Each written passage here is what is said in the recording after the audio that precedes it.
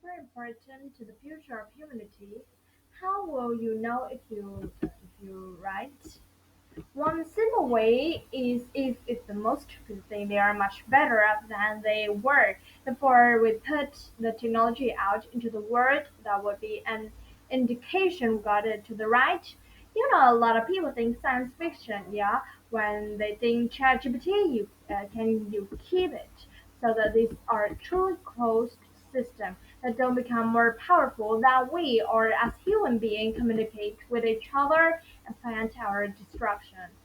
It's so tempting to anthropomorphize ChatGPT, but I think it's important to talk about what it is. And it's because deep in our biology, we are programmed to respond to people talking to us. You talk to ChatGPT, which really you are talking to this transformer somewhere you could a cloud, somewhere in a cloud and trying to predict the next word in a token and give it to you back, but it's so tempting to anthropomorphize that and think that this is like an entity sentient being I'm talking to it and gonna go do its own have its own will and you know plant with other people, but it can't code it. There I can imagine in the far future other version of artificial intelligence different setups that are not a large language model that could do that. It really took a decade plus of social media being out of the world for sort of realize and even characterize characterize some of the real downsides of how should be measuring it here with AI. There's a number of new organizations that I expect relatively soon. There will be new governmental department commissions or groups starting is the government prepare for this. They are beginning to really pay attention, which I think is great important to the technologies and to the world where really government attention. We really need thoughtful policy here and that takes a while to do right now.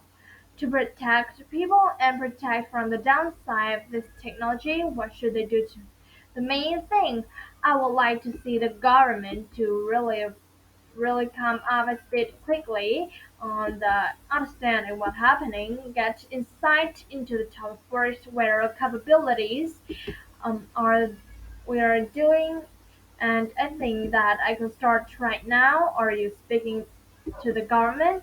You're in regular contact. Do you really think that I get more and more every day and it comes good to you? Have this technology can beat most humans. As such, the bar exam.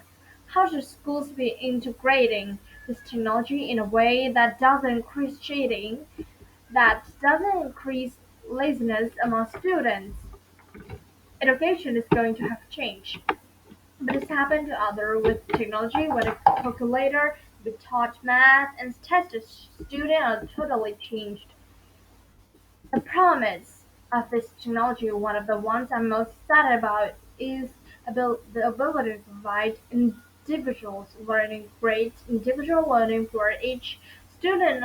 We are already seeing students using ChatGPT for this in a very primitive way to great success and as companies take our technology and create dedicated platforms for this kind of learning.